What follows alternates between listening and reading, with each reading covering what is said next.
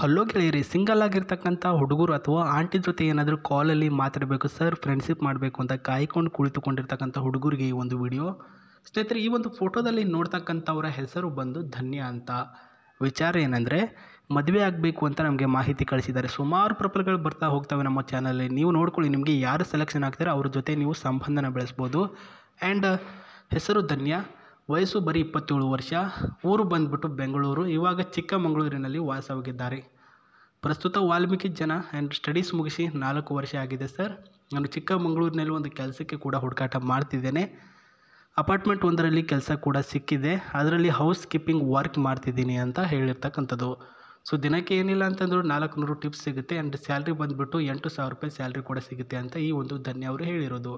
So ಕೆಲಸದ ಬಗ್ಗೆ and ಇವರು ಇರ್ತಕ್ಕಂಥ ಊರಿನ ಬಗ್ಗೆ ಮಾಹಿತಿ ಇವಾಗ ಸಿಕ್ತು. ಇನ್ನು ಹುಡುಗ ಯಾವ ರೀತಿ ಇರಬೇಕು, ಜೊತೆಗೆ ಮದುವೆ ಆದ ನಂತರ ಹೆಂಗೆ ನೋಡ್ಕೊಳ್ಬೇಕು ಅನ್ನೋದ್ರ ಬಗ್ಗೆ ಮಾಹಿತಿ ನೋಡ್ಕೊಂಡು ಬರೋಣ. ಅದಕ್ಕೂ ಮುನ್ನ ಅವರ ಹವ್ಯಾಸ ಬಂದು ದೇವರ ಪೂಜೆ ಮಾಡೋದು ಆ್ಯಂಡ್ ಓದೋದು ಜಾಸ್ತಿ ಅಂತ ಹೇಳಿದ್ದಾರೆ. ಫೋಟೋ ನೋಡ್ಕೊಂಡ್ರೆ ಬನ್ನಿ ಈ ಕಡೆ ಬರೋಣ. ಸೊ ವಿವಾಹ ಆದ ನಂತರ ಬೆಳಗ್ಗೆ ಬೇಗ ಎದ್ದೇಳಬೇಕು ನಾವು. ಆ್ಯಂಡ್ ನನ್ನ ಜೊತೆನೇ ನನ್ನನ್ನು ಮದುವೆ ಆಗುವಂಥ ಹುಡುಗರು ಕೂಡ ಸ್ನಾನ ಮಾಡಬೇಕು. ಇಬ್ಬರು ಸೇರಿಕೊಂಡು ನಾವಿಬ್ಬರು ಜಳಕವನ್ನು ಮಾಡಬೇಕು. ಯಾಕಂದರೆ ವಾಟರ್ಗಳನ್ನು ಸೇವ್ ಮಾಡಬೇಕು. ಸ್ನಾನ ಮಾಡಿ ಹಾಗೆ ಬಟ್ಟೆ ಇಲ್ಲದೇನೆ ಇಬ್ಬರು ಕೂಡ ಬೆಡ್ ಮೇಲೆ ಬಂದು ಅಲ್ಲಿ ಒಂದು ರೌಂಡ್ ಮಾಡಿ ಕೆಲಸಕ್ಕೆ ಹೋಗಬೇಕು ಅಂತ ಹೇಳಿದ್ದಾರೆ. ಸೊ ಅರ್ಥ ಆಯಿತು ಅಂದ್ಕೊಳ್ತೇನೆ. ಇದ್ಯಾರು ಓಪನ್ ಅಪ್ ಆಗಿ ಹೇಳಲ್ಲ, ಬಟ್ ಇವರು ಹೇಳಿದ್ದಾರೆ. ಯಾಕಂದರೆ ಸ್ವಲ್ಪ ಕಾಮದಾಹ ಜಾಸ್ತಿನೇ ಇದೆ ಸ್ನೇಹಿತರೆ ಅವರಿಗೆ, ಅದೇನು ತಪ್ಪಲ್ಲ ಇರೋದು.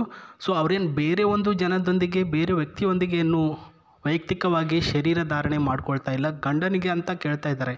ಸೊ ಮದುವೆ ಆದ ನಂತರ ನನಗೆ ಗಂಡ ನನ್ನ ಜೊತೆಲೇ ಸ್ನಾನ ಮಾಡಬೇಕು, ಸ್ನಾನ ಆದ ನಂತರ ಬೆಡ್ರೂಮಲ್ಲಿ ಒಂದು ರೌಂಡ್ ಮಾಡಿ ಆಮೇಲೆ ಅವನು ಕೆಲಸಕ್ಕೆ ಹೋಗಬೇಕು ಅಂತ ಹೇಳಿದ್ದಾರೆ. ಸೊ ಇರೋದು ಹಾಗೇ ನಾನು, ಹಾಗಾಗಿ ಓಪನ್ ಅಪ್ ಆಗಿ ಹೇಳ್ತೇನೆ. ನನ್ನನ್ನು ಮದುವೆ ಆಗುವಂಥ ಹುಡುಗ ಬಂದುಬಿಟ್ಟು ಆರೋಗ್ಯವಂತ, ಚೆಂದ ಇರತಕ್ಕಂಥ, ಜೊತೆಗೆ ಒಳ್ಳೆಯ ಸಂಸ್ಕಾರ ಉಳ್ಳಂಥ ಹುಡುಗ ಆಗಿದ್ದರೆ ಅಷ್ಟೇ ಸಾಕು ಅಂತ ಹೇಳಿದ್ದಾರೆ.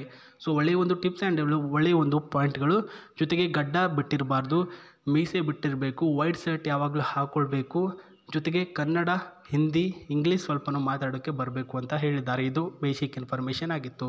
ಸೊ ಅದೇ ರೀತಿಯಾಗಿ ಈ ಒಂದು ಬ್ರಿಜ್ಜಾ ಮಾಡೆಲ್ ವೈಟ್ ಕಲರ್ ಕಾರನ್ನು ಅವ್ರ ಹತ್ರ ತೆಗೆದುಕೊಂಡು ಇದೆ ನಿಮ್ಮ ಮನೆಗೆ ಕಳಿಸ್ತಾರೆ ಗಾಡೀಲಿ. ಅಂದರೆ ನೀವು ಅವರಿಗೆ ಇಷ್ಟ ಆದ್ರಿ ಅಂತ ತಿಳ್ಕೊಳ್ಳಿ, ಅವರು ಈ ಒಂದು ಗಾಡಿನ ನಿಮ್ಮ ಮನೆಯ ಮುಂದೆನೇ ಕಳಿಸ್ತಾರೆ. ಯಾಕಂದರೆ ಬನ್ನಿ ಇದರಲ್ಲಿ ನಮ್ಮ ಒಂದು ಮನೆಗೆ. ಸೊ ಪ್ರಸ್ತುತ ನೀವು ಬರಬೇಕಾಗಿರ್ತಕ್ಕಂಥ ಕಾರಣ, ನೀವು ನಿಮ್ಮ ತಾಯಿಯವರು ಅಥವಾ ನಿಮ್ಮ ತಂದೆಯವರು ಇಬ್ಬರಲ್ಲಿ ಒಬ್ಬರೇ ಬರಬೇಕು, ಇಬ್ಬರು ಬರೋ ಹಾಗಿಲ್ಲ. ಯಾಕೆಂದರೆ ಫಸ್ಟಿಗೆ ತಿಳ್ಕೊಳ್ತಾರೆ ನಿಮ್ಮ ಬಗ್ಗೆ, ನಿಮ್ಮ ಕುಟುಂಬದ ಬಗ್ಗೆ. ಅವ್ರಿಗೆ ಇಷ್ಟ ಆದ್ರಿ ಅಂತಂದರೆ ಮಾತ್ರ ಅವರು ನಿಮಗೆ ಕಂಟಿನ್ಯೂಸ್ ಆಗಿ ನಿಮ್ಮ ಕುಟುಂಬದವರು ಎಲ್ಲರೂ ಕೂಡ ಬನ್ನಿ ಅಂತ ಹೇಳ್ತಾರೆ. ಸೊ ನೀವು ಫಸ್ಟಿಗೆ ಭೇಟಿ ಆಗೋಕ್ಕೆ ಹೋದಾಗ ನೀವು ಹೋಗಿ, ನಂತರ ಈ ಒಂದು ಕಾರ್ ಕೊಟ್ಟು ನಿಮ್ಮ ಮನೆಗೆ ಕಳಿಸ್ತಾರೆ. ಆಮೇಲೆ ನಿಮ್ಮ ತಾಯಿಯವ್ರನ್ನ ಕರ್ಕೊಂಡು ಹೋಗಿ ಅಂತ ನಾನು ಕೂಡ ಹೇಳ್ತೇನೆ, ಅವರು ಕೂಡ ಹೇಳಿದ್ದಾರೆ. ನೋಡ್ಕೊಳ್ಳಿ, ಹುಡುಗನಿಗೆ ಬೇಸಿಕ್ ಇನ್ಫಾರ್ಮೇಷನ್ ಅನ್ನೋಕ್ಕೇನು ರೀ, ಗಡ್ಡ ಬಿಟ್ಟಿರಬಾರ್ದು, ಮೀಸೆ ಬಿಟ್ಟಿರಬೇಕು, ವೈಟ್ ಶರ್ಟ್ ಹಾಕೋಬೇಕು, ವಾವ್ ಚೆನ್ನಾಗಿದ್ದಾನೆ ಹುಡುಗ ಅಂತ ಅನ್ನಿಸ್ಬೇಕು, ಲುಕ್ಕಲ್ಲೂ ಕೂಡ ಸ್ವಲ್ಪ ಸ್ಮಾರ್ಟಾಗಿರಬೇಕು, ಅಷ್ಟೇ, ಮತ್ತಿನ್ನೇನಿಲ್ಲ. ಸೊ ಇದೆಲ್ಲನೂ ಕೂಡ ನಿಮ್ಮ ಹತ್ರ ಇದೆ ಅಂತ ಅಂದರೆ ಮಾತ್ರ ಅವ್ರಿಗೆ ನೀವು ಮದುವೆ ಆಗೋದಕ್ಕೆ ಸಿಗ್ತೀರಾ ಆ್ಯಂಡ್ ಅವರು ಕೂಡ ನಿಮಗೆ ಸಿಗ್ತಾರೆ. ಸೊ ಏನೂ ಕೂಡ ನನ್ನ ಹತ್ರ ಇದೇ ರೀತಿ ಇಲ್ಲ, ನಾನೊಬ್ಬ ಬಡವ, ನಾನೊಬ್ಬ ಒಳ್ಳೆಯ ಕರಿಗೆ ಇರ್ತಕ್ಕಂಥ ವ್ಯಕ್ತಿ ಅಂದರೆ ಪ್ರಸ್ತುತ ಬೇರೆಯವರು ಕೂಡ ನಿಮ್ಮನ್ನು ಇಷ್ಟಪಡ್ತಾರೆ. ಕಾಯಿರಿ, ತುಂಬ ಒಂದು ಒಳ್ಳೆಯ ಒಂದು ಪ್ರೊಫೈಲ್ಗಳು ಬರ್ತಾ ಹೋಗಿದ್ದಾವೆ. ಅದರಲ್ಲಿ ಬೇರೆ ಯಾರಾದರೂ ಬಂದರೆ ನಾನು ನಿಮಗೆ ತಿಳಿಸ್ತೀನಿ ಅಂತ ಕೂಡ ಹೇಳ್ತೇನೆ ಸ್ನೇಹಿತರೆ.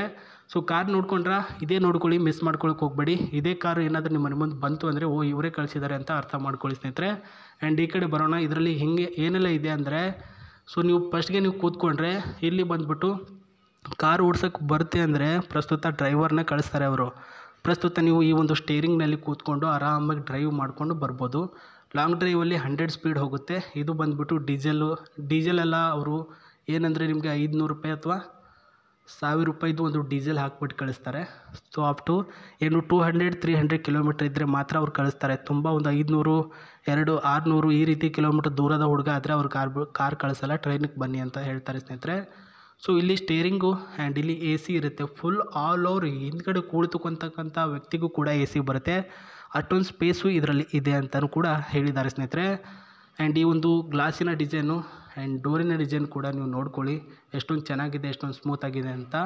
ಸೊ ನೋಡ್ಕೊಳ್ಳಿ, ಒಳ್ಳೆಯ ಕಾರು, ಒಳ್ಳೆಯ ಹುಡುಗಿ, ಒಳ್ಳೆಯ ಒಂದು ಜೀವನ. ನಿಮ್ಮ ಅನಿಸಿಕೆಗಳನ್ನು ನೀವು ಕಮೆಂಟ್ ಬಾಕ್ಸಲ್ಲಿ ತಿಳಿಸಿ, ಅವರೇ ನಿಮಗೆ ರಿಪ್ಲೈ ಕೊಡ್ತಾರೆ. ಅದು ಒಬ್ಬ ವ್ಯಕ್ತಿಗೆ, ಅವರಿಗೆ ರಿಪ್ಲೈ ಆದವ್ರಿಗೆ.